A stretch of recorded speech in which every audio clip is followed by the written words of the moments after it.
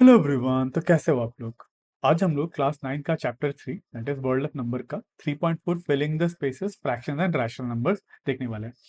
अगर आप यहाँ पे नए हो तो मेरे चैनल को सब्सक्राइब जरूर कर लेना, इससे मुझे मोटिवेशन मिलता रहता है कि आपके लिए अच्छे अच्छे कंटेंट बनाता है। तो let's start with today's topic. तो फ्रैक्शंस एंड रैशनल नंबर्स होता क्या है? ठीक है, अभी तक हम लोगों ने देखा कि सबसे पहले तो नेचुरल नंबर्स होता है। ठीक है, नेचुरल नंबर्स क्या क्या होता है? जो काउंटिंग नंबर्स है ना, नेचुरल नंबर्स को काउंटिंग नंबर्स। जैसे कि नेचुरल नंबर होता है जो नेचर में मिलता है, 1 एप्पल, 2 एप्पल, 3 एप्पल, देर काउंटिंग नंबर्स। ठीक है, जो बहुत शुरू में हम लोग जब जंगलों में रहते थे हमारे लिए यही काउंटिंग था। ठीक है, फिर आ गया होल नंबर। होल नंबर है क्या?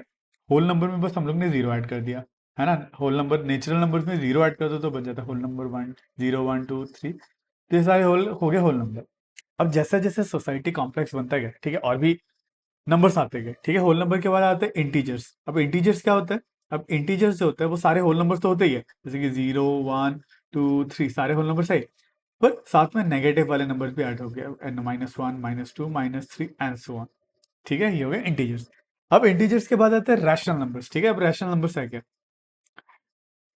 रैशनल नंबर्स मतलब रैशनल नंबर जाने से पहले फ्रैक्शंस, जैसे कि ये तो चलो ठीक है, ये सारे नंबर्स हैं। ठीक है, दे आर इंटीजर्स। अब देखो कुछ नंबर इस फॉर्म के भी होते हैं ना, 2/3, है ना, पार्ट ऑफ अ होल, 5/7।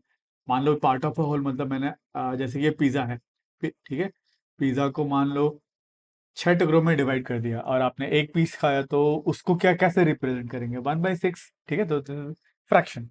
तो इस टाइप के नंबर इसके नेगेटिव वाले भी लेते हैं, -5/7, है ना, -2/5, -1/2। ये फ्रैक्शंस कंबाइंड विथ इंटीजर्स। ठीक है, इसे हम लोग कहते हैं फ्रैक्शंस कंबाइंड विथ इंटीजर्स, जैसे कि -4, -3, -2, -1, 0, 1, 2, 3। ये कंबाइन होकर हम लोग इसे हम लोग क्या कहते हैं? रैशनल नंबर क्या कहते हैं। ठीक है, तो रैशनल नंबर इज फ्रैक्शंस, इस टाइप के नंबर प्लस हमारे इंटीजर्स मिलकर हमारे बन जाते हैं रैशनल नंबर। ठीक है, तो रैशनल नंबर्स का जो होता है, जो जनरल फॉर्म होता है, वो p/q कहता है। ठीक है, रैशनल नंबर या फिर किसी भी फ्रैक्शन को, रैशनल नंबर को हम लोग क्या कह सकते हैं, किस फॉर्म में कह सकते हैं? Rational number are in form p/q। यहाँ पे कंडीशन q जीरो नहीं हो सकता। ठीक है, q जीरो क्यों नहीं हो सकता? मान लो q अगर जीरो हो गया तो p/0, any number divide by zero बहुत बड़ा नंबर हो जाता है। ठीक है, it becomes a very large number. ठीक है, मान लो एक नंबर लेता है 5/1। 5/1 कितना होता है? 1 होता है। अब मान लो इसको मैं 1 को मैं छोटा करके दे ले जाता हूँ। ठीक है, 1 की जगह अब मैं क्या करता हूँ, 0.5 लिख लेता हूँ। तो ये नंबर क्या होता है देख लेना, 5/1 को क्या करते छोटा करते 0.5 कर दिया।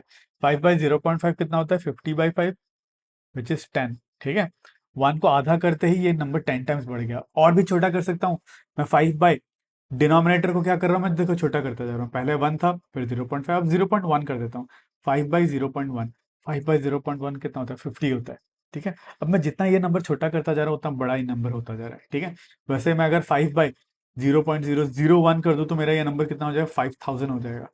ठीक है, वैसे अगर मान लो 5/0.000000000 जितना छोटा करता जा रहा हूँ, जितना जीरो के क्लोज जा रहा हूँ, वो ये वाला ऊपर वाला नंबर, एक दो, जितने नीचे जीरो, 1 2 3 4 5 6 7 8, शायद से 1 1 2 3 4 5 6 7 8, हाँ 8 जीरो, ये इतना बड़ा नंबर होता जा रहा है। ठीक है, इसीलिए ये जब जीरो पहुंच जाता है तो ये नंबर इन्फिनिटी पहुंच जाता है। इन्फिनिटी बोले फिर नॉट डिफाइंड, हम लोग उस नंबर को डिफाइन ही नहीं कर पाते, इतना बड़ा नंबर हो जाता है।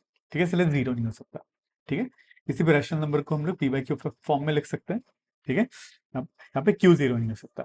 अब और एक कंडीशन क्या है, देखो p और q जो होना पड़ेगा को प्राइम्स होना पड़ेगा। ठीक है, p और q, p and q are coprimes. Coprime मतलब इनका और कोई फैक्टर नहीं है। ठीक है, मतलब मान लो 5/10 हो गया, अब 5/10 को तो कैंसिल कर सकते हैं, 1/2 लिख सकते हैं। ठीक है, तो 5/10 नहीं लेना आपको, 1/2 लेना, जो फर्दर और कैंसिलेबल ना हो। ठीक है, चलिए, तो देखो जैसे कि अगर मैंने यहाँ पे नंबर लिया 5/10 लिया। ठीक है, जैसे कि 1/2 हमारा एक रैशनल नंबर है। 1/2, 1/2 क्या है? एक रैशनल नंबर है। ठीक है, इस अब यहाँ पे क्या है, q not equal to zero, denominator तो जीरो नहीं है।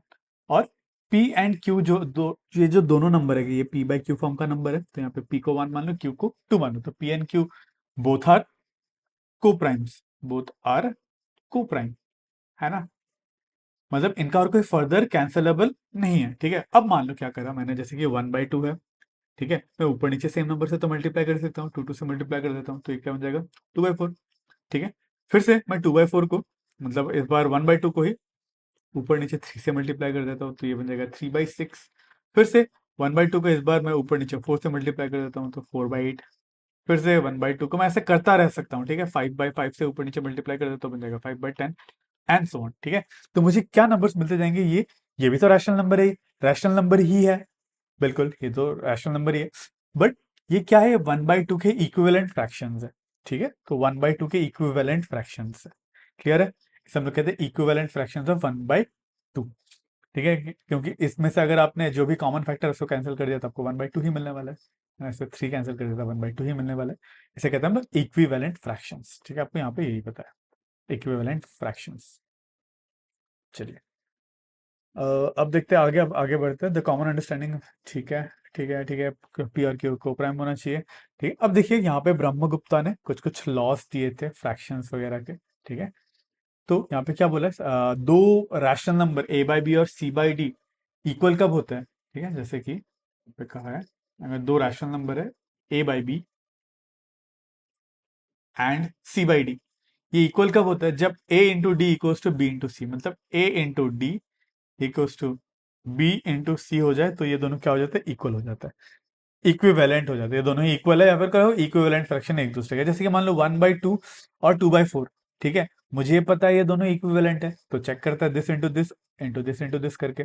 सो दिस इंटू दिस मतलब 1/4 और 2/2, क्या दोनों इक्वल है, बिल्कुल, ये है 4 और ये भी है 4। ठीक है, तो ये फर्स्ट लॉ था। अब देखो, और सेकंड लॉ क्या है, एडिशन है subtraction of two rational number. अगर दो रैशनल नंबर है, ठीक है, जिनका डिनोमिनेटर सेम है, इस बार डिनोमिनेटर क्या है, दोनों का सेम है। मान लो एक रैशनल नंबर है ए बाई बी और दूसरा रैशनल नंबर है सी बाई बी, दोनों का डिनोमिनेटर क्या है, सेम है। अब जब इनको ऐड करते हैं तो क्या हो जाता है, डिनोमिनेटर तो बस अकेले एक मतलब यूनिफाई हो जाता है और न्यूमरेटर्स ऐड हो जाते हैं, ए प्लस सी। ठीक है, तो जब A by B plus C by B same denominator वाले रैशनल नंबर को ऐड करते हो, तो डिनोमिनेटर एक बन जाता है, बट न्यूमरेटर्स ऐड हो जाते हैं, ऊपर वाले नंबर्स ऐड हो जाते हैं।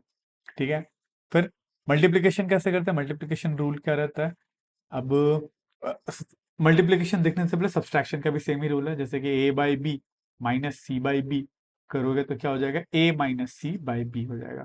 ठीक है, डिनोमिनेटर सेम और न्यूमरेटर सब्सट्रैक्ट हो जाएगा। अब नेक्स्ट है multiplication and division of two rational number.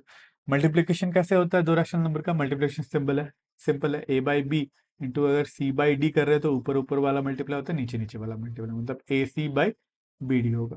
ठीक है, यहाँ पे A by B C by D दे रखा है, तो मल्टीप्लाई करना है तो ऊपर ऊपर वाला multiply A C by B D. ठीक है, पर अगर डिवाइड कर रहे हो, A by B divided by C by D कर रहे हो, तो इसको आप लिख सकते हो ए बाई बी। अब ये सी बाई डी को इंटू करके डी बाई सी लिख लो, ऊपर का नीचे नीचे का ऊपर कर लो बस। ठीक है, जैसे A by B divided by C by D था, तो इसको क्या करो, A by D, A by B पहला नंबर तो सेम रखो, अब इंटू करो, इंटू करने के लिए क्या करो, बस डी को ऊपर सी को नीचे। ठीक है, तो इसका मतलब क्या हो जाता है, A by B divided by C by D is equal to A into D divide by B into C, A into D divide by B into C. ठीक है, तो यहाँ पे कुछ हमारे लॉस और अरिथमेटिक के लॉस दिए हुए, जैसे कम्यूटेटिव लॉ। कम्यूटेटिव लॉ क्या कहता है, जैसे कि आपको पता है ए प्लस बी को आप equals to B by B plus C भी लिख सकते हो, बी प्लस ए भी लिख सकते हो, मतलब 2+3 इज सेम एज 3+2, है ना, इसे हम लोग कहते हैं कम्यूटेटिव। सेम है, फ्रैक्शन में भी यही होता है कम्यूटेटिव, अगर A by B plus C by D equals to C by D plus A by B. ठीक है, ये फॉलो करता है। सेम है मल्टीप्लीकेशन में भी यही फॉलो करता है, मल्टीप्लीकेशन मतलब 2 into 3 is same as 3 into 2। ठीक है, इसी चीज को यहाँ पे लिखा है, A by B into C by D को C by D into A by B भी लिख सकते हैं। और सेम है में डिस्ट्रीब्यूटिव लॉ को भी फॉलो करता है, जैसे कि डिस्ट्रीब्यूटिव लॉ मतलब ए इंटू बी प्लस सी क्या होता था, ए इंटू बी प्लस ए इंटू सी। ठीक है, तो ये भी डिस्ट्रीब्यूटिव लॉ फॉलो करता है। ठीक है, चलिए, अब क्या बोले, अब नेक्स्ट है rational number is close under addition subtraction multiplication. है ना, क्लोज मतलब क्या होता है, देखो जैसे कि क्लोज होने का मतलब क्या होता है, जैसे कि मान लो मैंने 2+3 किया, 2+3 किया तो मुझे 5 मिला, तो अगर ये मेरा एक नंबर है, ठीक है, ये रैशनल नंबर है, रैशनल नंबर को मैंने रैशनल नंबर के साथ ही ऐड करा तो मुझे क्या मिलता है, रैशनल नंबर ही मिलता है। ठीक है, तो इसे कहते हैं क्लोज्ड होना या फिर क्लोज्ड प्रॉपर्टी। वैसे ही 2 into 3 दो रैशनल नंबर को मल्टीप्लाई करो तो मुझे 6 एक रैशनल नंबर ही मिलता है। वैसे ही 2 - 3, 2 - 3 इन दोनों को मैंने सब्सट्रैक्ट करा, 2 - 3 से -1, -1 भी इज ऑल्सो रैशनल नंबर। ठीक है, तो जो रैशनल नंबर्स है, ये सारे जो नंबर्स है, they are closed under addition, multiplication और एक सब्सट्रैक्शन। ठीक है, एक क्लोज्ड है। ठीक है, डिवीजन में भी क्लोज्ड है, पर डिवाइड में जीरो से डिवाइड मत करना। ठीक है, close under division as well. जैसे कि मान लो, अगर मैंने मान लो 5 डिवाइड बाई 6 कर दिया तो मुझे मिलता है 5/6, तो ये भी रैशनल नंबर है ना। डिवीजन में भी ये क्लोज्ड है, बट मेक श्योर कि जो डिनोमिनेटर वो जीरो ना हो बस। ठीक है, तो ये कुछ रूल्स थे। चलिए, तो नेक्स्ट वीडियो में हम लोग करेंगे एक्सरसाइज सेट 3.3, और इसका लिंक आपको स्क्रीन में ही दिख रहा होगा। तो आज के लिए बस इतना ही। अगर आपको इस वीडियो से थोड़ा सा भी नॉलेज मिला तो मेरे इस वीडियो को लाइक जरूर करना और मेरे चैनल को सब्सक्राइब जरूर करना। तो मिलते हैं अगले वीडियो में।